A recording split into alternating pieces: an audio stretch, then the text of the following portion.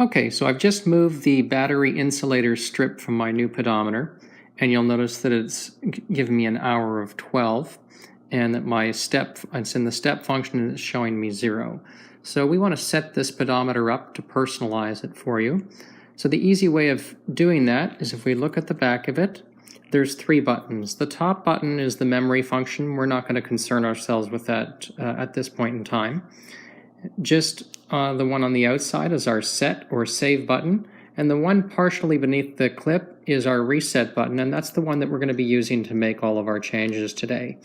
To make it easier to reach under the clip, I'm going to take a AA battery, open up the clip, and I'm going to stick it through just like that. And that's going to prop up this clip enough so that I can easily reach the reset button underneath. So to enter the setting sequence, I'm going to hold down the outside set button for 5 seconds.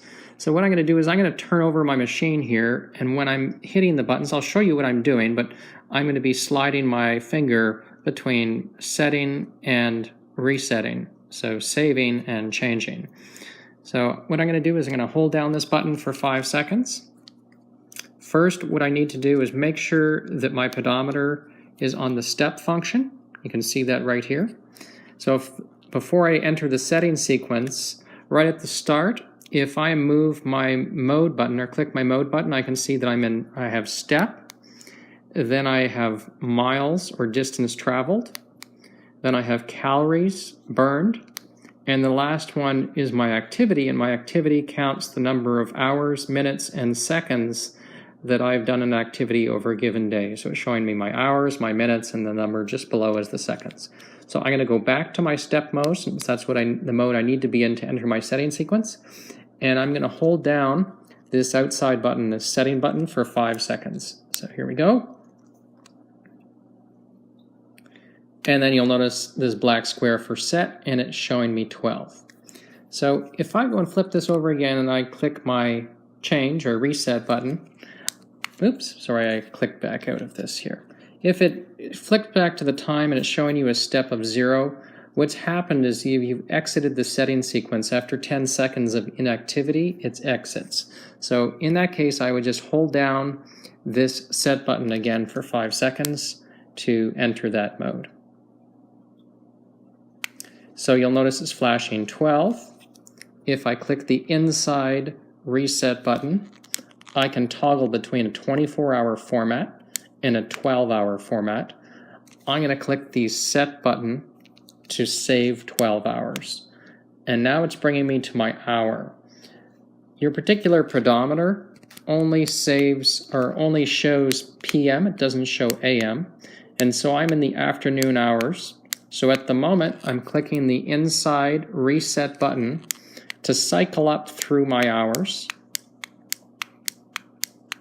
And it's currently 3 in the afternoon. And the minutes, I'm going to change those. I'm going to save the 3, move over to my minutes, and then use this reset button on the inside to cycle up to 3:15. There we go. And I'm going to save that. So the next setting that it's asking me for is whether I'd like to have metric calculations or imperial. And so metric can be seen with the kilogram symbol in the bottom right-hand corner or the pound symbol just below the line. So I'm going to select pounds here. So I'm going to go just below the line, and I'm going to click this button on the outside, which is the save button, to select that setting. The next is asking me for my weight. So I don't weigh 100 pounds. So I'm going to use this reset button on the inside to cycle up. For this demonstration purposes, let's just put it at 130 pounds.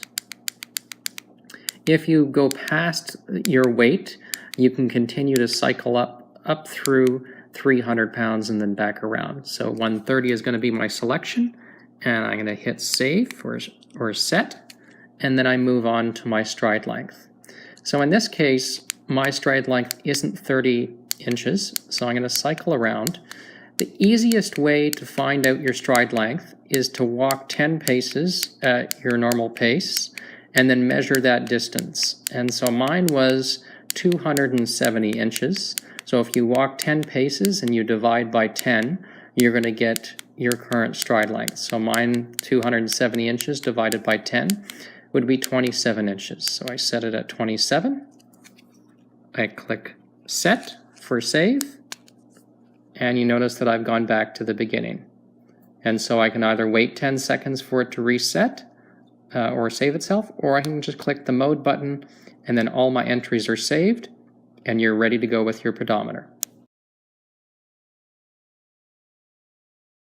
Your pedometer has a sleep mode built into it, and so if it's left idle for 1 minute or more, the top screen will dim, but the clock will always be visible. Just because it's asleep doesn't mean that it's not on. As soon as you start to walk again, it'll begin to count steps after you've taken 10. Likewise, if you ever wanted to just reference your screen, you could click any of the buttons. If you click the top or the front mode button here, you can see the number of steps that you've taken.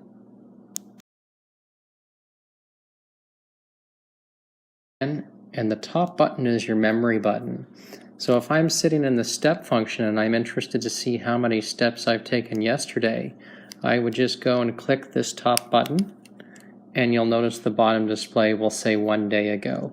And I can continue to cycle on this top button to go back as far as 7 days. Now this is a brand new pedometer, so obviously I haven't done any historical data on it.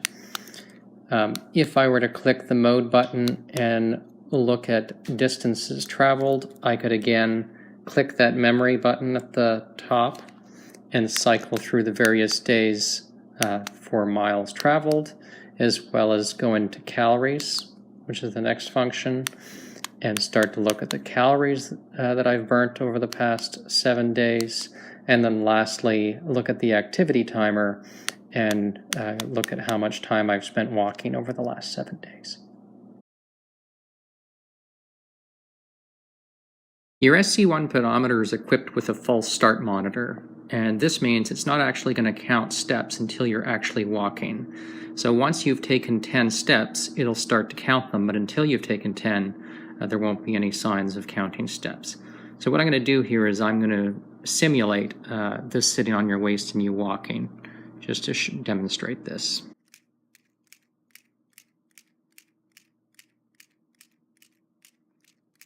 And as you can see, it started to count the steps up after I've hit 10. And it does include the first 10 that you've taken, but it doesn't start to record them until you've taken at least 10.